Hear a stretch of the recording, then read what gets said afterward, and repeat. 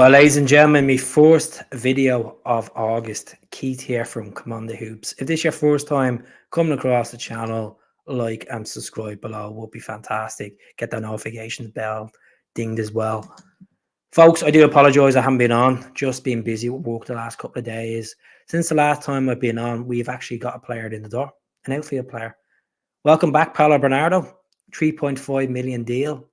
30% sell-on clause to Benfica, a guy that we're just basically putting back into the team roster from last season. So all eyes on Adamida. Will we get Adamida in? There was a lot of controversy over him not travelling with Norwich to Austria for the pre-season games. Will it be a case that Celtic go in for a approved bid for Adamida? It's been very quiet over the last couple of days, to be honest, which is there's no concrete sources that there's been no approved bid. The guy's trying to push for a move to Celtic. He's still in the WhatsApp group at Callum McGregor chatted about, and he's making all the noises in there. Let's see what happens regard to Adamida. If we have 4 weeks here to get this guy in the door, I've done this prediction since the start of this transfer window. Even before that, I think what's going to happen with Adamida is going to go down to transfer deadline day to get this guy in. I think Norwich will eventually fold and give us a decent fee.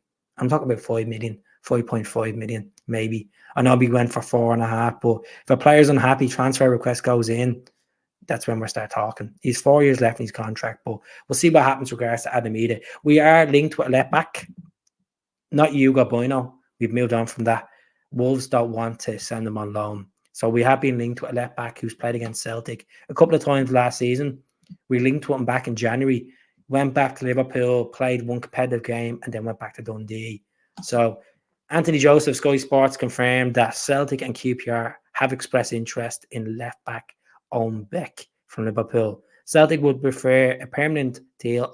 QPR want a loan. Other EFL clubs are keen too. So let's give a perspective into OWEN BECK. This is transfer market. 1.25 million. 2 years left in his Liverpool deal. He's only played one ever game for Liverpool's senior team. Welsh under 21. Played 25 games for Dundee last season, 2 goals, 4 assists.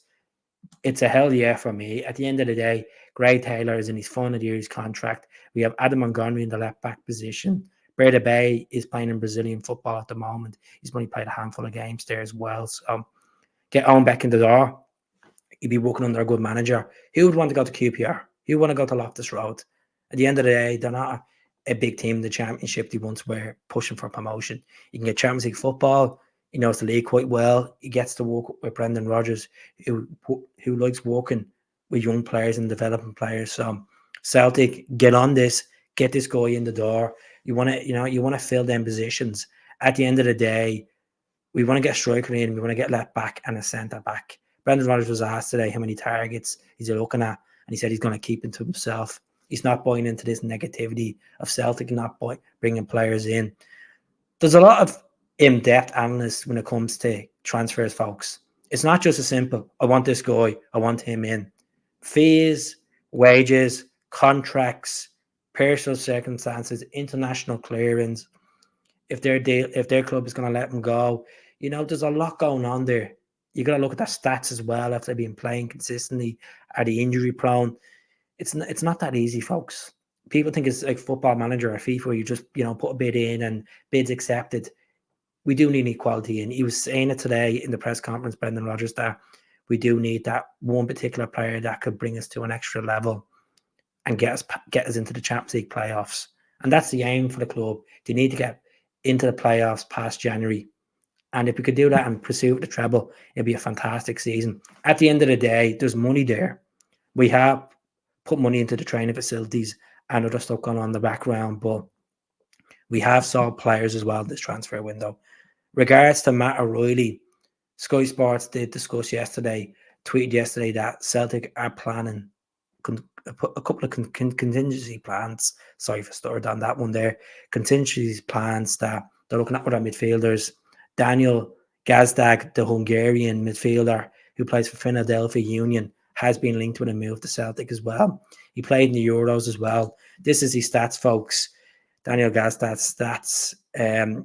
Look at it, 352 games, 96 goals for an attacking midfielder, 51 assists, and his market value is 9 million with 1 year left in his contract. This is a strange one. I know we've been linked with the Venice midfielder, American midfielder, TESSMAN. Now, TESSMAN, he is market value at 7 million. A guy that has experience playing in Serie A, in Serie B, 22 years of age, a good attacking midfielder. We have also been linked with Southampton midfielder as well, Shea Charles. Now, Russell Martin, the Southampton manager, came out the other day and confirmed that they're not going to be letting Shea Charles leave Southampton unless they add to their midfield. There's been talks of, a swap deal of Matt O'Reilly going the opposite way and Shea Charles going our way with a loan move with an obligation to buy. I think we will end up getting another midfielder if Matt O'Reilly goes in this window. 4 weeks to go. Brendan Rodgers was asked so many times over the last few weeks about Matt O'Reilly, and he's been saying that he's been flying form in pre-season. His attitude's been fantastic. He's enjoyed his 3 years at Celtic, and he doesn't really need to go. At the end of the day, there's bigger salaries and bigger landscapes and bigger leagues, but he's enjoying his day at Celtic. Basically trying to say the grass isn't always green on the other side. If he does want to go, it has to be a fee that the club are happy with. And the fees that went in are nowhere near the value that we want. Now, we have also been linked with an attacking winger, and his name is Michel-Ange Balikwisha.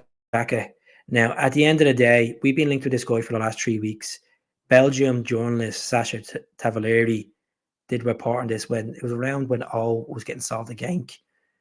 And it looks like Royal Antwerp are not interested in basically selling them because Celtic are not putting the reasonable valuation in for him. This is a guy that's linked transfer market value at 9 million. He's 23 years of age. He has Champions League experience. He played 7 Champions League games for Royal Antwerp. He played for Standard Liège as well. He hasn't been capped for Belgium yet in the senior squad, but he plays on the right wing and left wing as well. He is right-footed, preferred he plays on the left.